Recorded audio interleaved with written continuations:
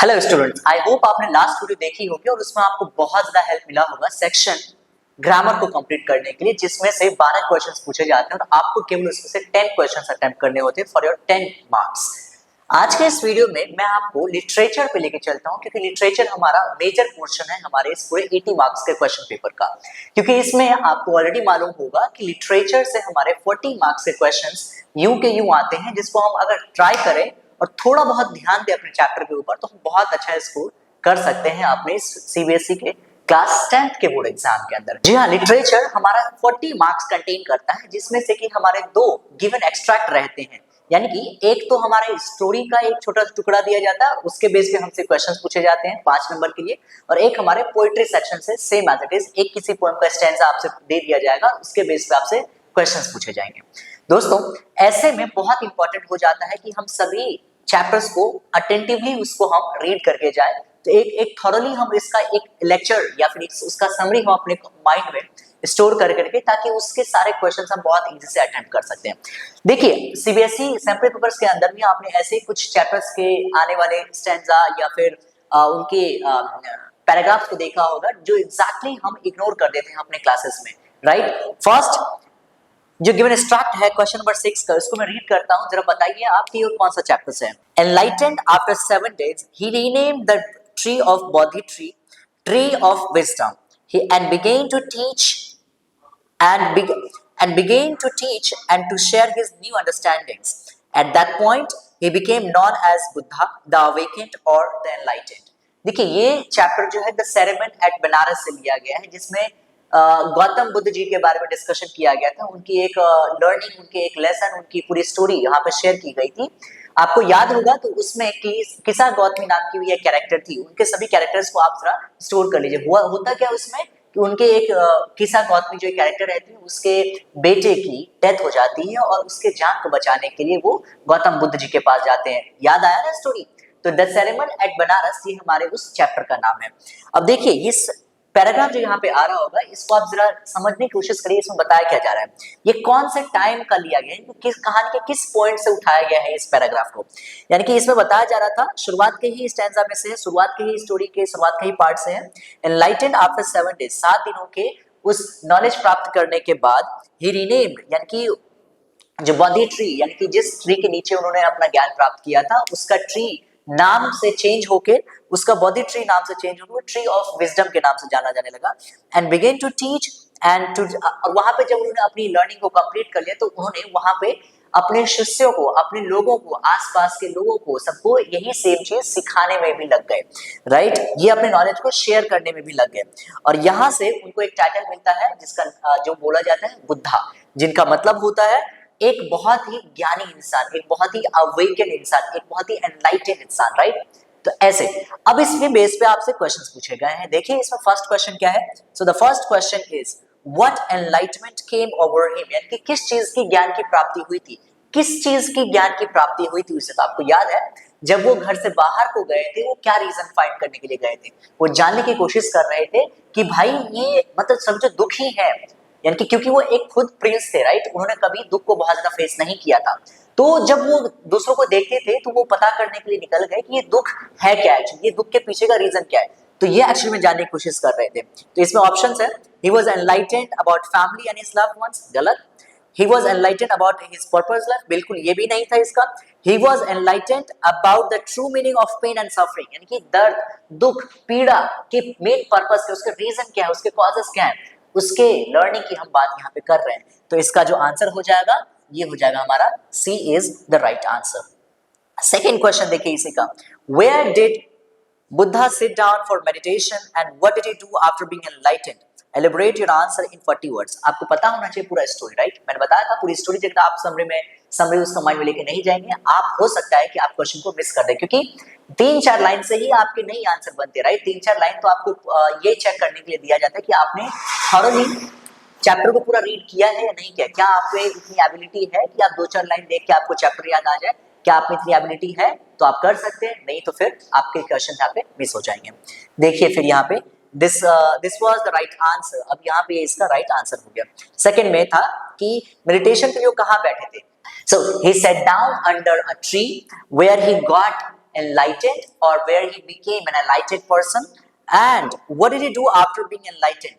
उन्होंने ज्ञान प्राप्ति के बाद क्या किया? देखिए अभी फर्स्ट उसे गिवन एक्सट्रैक्ट में ही दे दिया गया था. What he did actually, he started sharing his lessons with his disciples. अपने शिष्यों के साथ वो लेसन को शेयर करना शुरू कर दिए थे.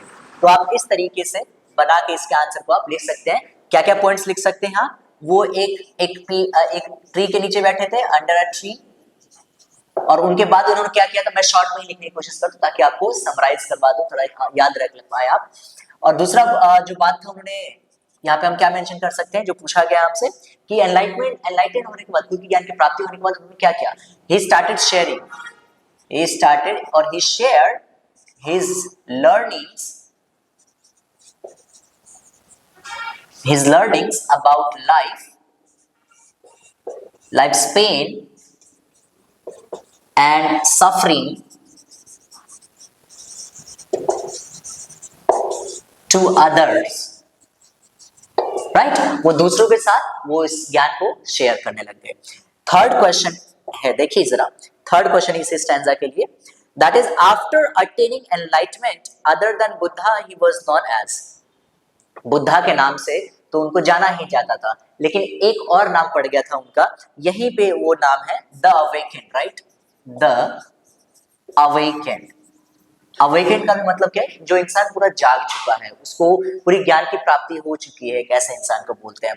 तो ये एक क्वेश्चन था. देखिए इस वर्ड को तो आप तभी जान पाएंगे जब आपने चैप्टर को रीड किया होगा at least. This is why I say that chapter बहुत ज्यादा जरूरी है, उसको रीड करना बहुत ज्यादा जरूरी है. लाइन बाय लाइन जब तक आप रीड नहीं करेंगे ना, you will not understand the real the test of that lesson, right? You will never understand. Okay, fourth में देखिए जरा, which statement is false from the following. कौन सा स्टेटमेंट इन चारों में से गलत है? तो first statement is Buddha is also known as the awakened. अभी हम बात कर रहे थे, ये तो बिल्कुल सही है, ये तो गलत नहीं है. Buddha renamed the tree of wisdom. इनके नाम से इनका उस पेड़ का जो नेम है वो चेंज हो गया था. That's correct. Buddha took 7 years to be enlightened. ये गलत है, राइट? बुद्धा टुक 7 साल नहीं लगे थे, उनको 7 दिन लगे थे एनलाइटेंड होने के लिए. So the C is right answer.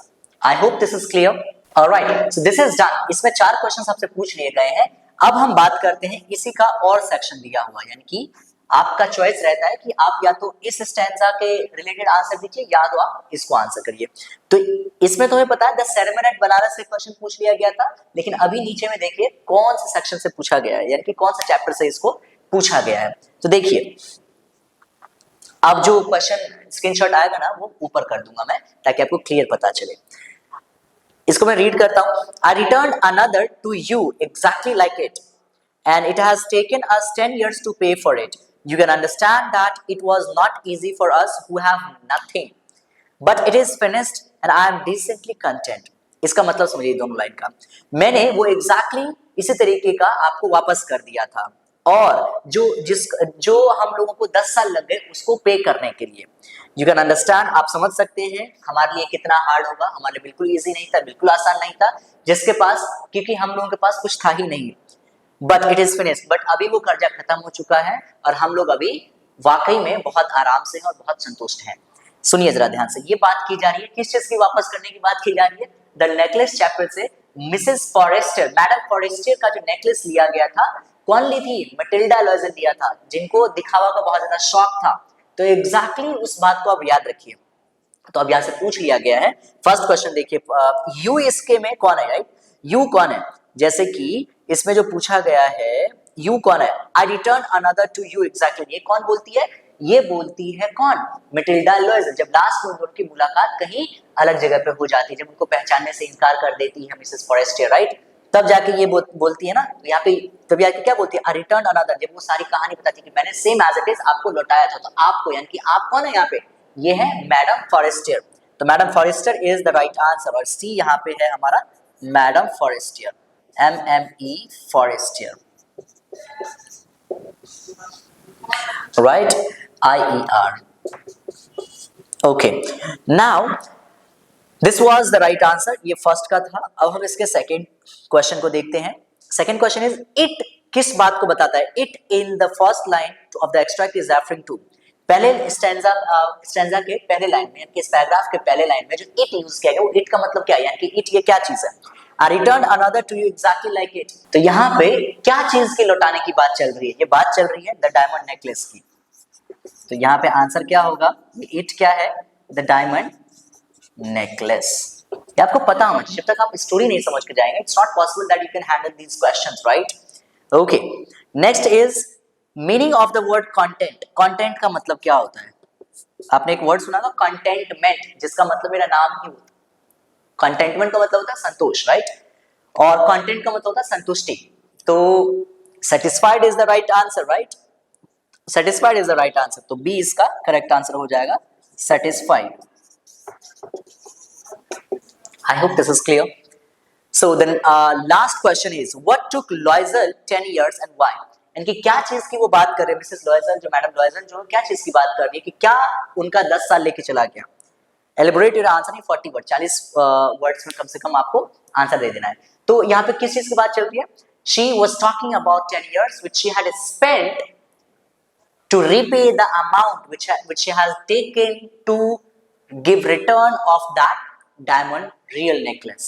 उस रियल डायमंड नेकलेस को वापस करने के लिए जो उन्होंने कर्ज लिए थे, जो उन्होंने उधार लिया था मनी लैंडर से, इन सभी को वापस करते करते, बहुत हार्ड वर्क करते करते इनको 10 साल का टाइम देना पड़ गया, राइट? क्योंकि उनके पास बिल्कुल कुछ नहीं था। आई होप दिस इज क्लियर। तो इस तरीके से आप इसके आंसर को कर सकते हैं। मैं पॉइंट्स लिख देता हूं। ये किस चीज की बात चल रही थी? अभी ये बात चल रही थी कि 10 साल कहां लग गए? To pay back to money lenders, money lenders यानी कि पैसे देने वालों को, जो पैसे देते हैं ना उनको मनी लेंडर्स बोलते हैं। जिनसे पैसे लिए थे उनको उन्होंने वापस करते करते उसको 10 साल लग गए, right? So this was the fourth question. I hope this is clear. ये थे स्टोरी के पैराग्राफ्स। अब हम बात कर लेते हैं पोएम के स्टैंजास की, यानी कि पोएम के भी ऐसे छोटे छोटे स्टैंजास आते हैं जिससे आप समझ सकते हैं कि उससे भी ऐसे क्वेश्चंस पूछे जाते हैं।